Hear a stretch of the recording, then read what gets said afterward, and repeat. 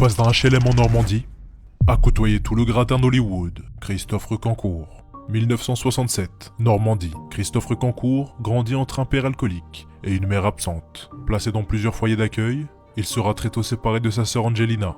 Il développe très tôt une certitude, il ne sera jamais pauvre. À 17 ans, il s'engage dans l'armée. Le mensonge est déjà son refuge.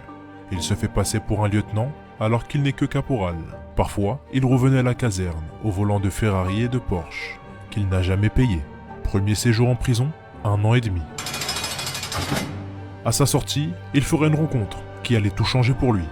Gérard Siam le prend sous son aile après une simple demande de cigarette. Il l'initie au monde parisien, lui prête sa garde-robe. Christophe observe, apprend les codes et étudie les gestes de ces riches qu'il compte bientôt imiter. Sa première arnaque d'envergure, vendre un appartement qui ne lui appartenait pas. Il a simplement mis un panneau à vendre et il a encaissé 10% d'acompte.